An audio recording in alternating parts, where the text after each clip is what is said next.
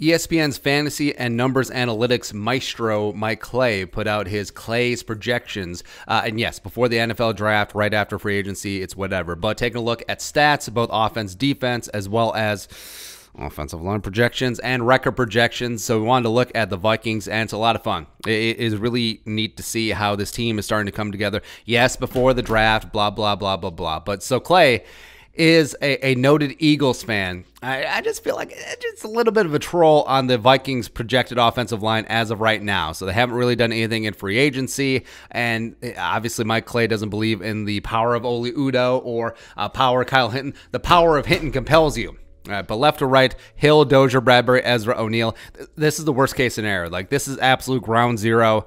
No help in free agency, no help in the draft, just the worst. The worst. Bad. Cousins, 4,039 yards passing, 27 touchdowns, 12 interceptions, quarterback rating of 97.7, which would be the lowest of his 4-year Vikings career. But, I mean, with that offensive line, yeah, you could certainly see those numbers going down. Cousins under pressure, getting beat up, throwing some YOLO hospital balls, and yeah, just getting picked off. It's not great in the first year of Clint Kubiak at the helm.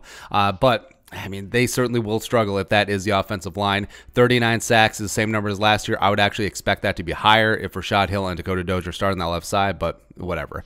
Dalvin Cook getting going with 1,763 yards from scrimmage, 1,354 on the ground, 14 total touchdowns. Now, that would be a downgrade from his 1,918 total yard season last year, but he was running back 3 in PPR fantasy rankings by Mike Clay. I'm sure that King Henry is 1, as well as a healthy Christian McCaffrey is probably going to be 2. But also, look at the projection for 14 games. Hater, but realistic. Jefferson goes for 89 catches, 1,258 yards receiving, 7 touchdowns, slightly less than his yards his rookie year, 1 more catch, same number of touchdowns. Wide receiver 9 in fantasy rankings. I expect that to be higher. I think Justin Jefferson is going to have a massive breakout season, given Clint Kubiak's background as a wide receiver and quarterbacks coach. Thielen has 9 touchdowns and 1,000 yards receiving. Really nice season from him.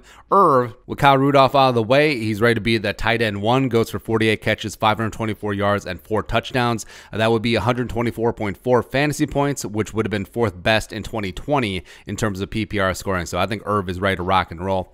Defensively, so it's interesting that Pearson Tomlinson, all the national media jabroni haircuts talk them, they're just run stuffers, but they combined for 5.8 sacks, which would be damn good. Like, if you can get 6 sacks between those two, you're going to be good to go. Also, James Lynch only played 164 snaps. Accurate. Free James Lynch. Daniil is only projected for 9.3 sacks in what? The first half of the season? Like, where's the rest of the sacks?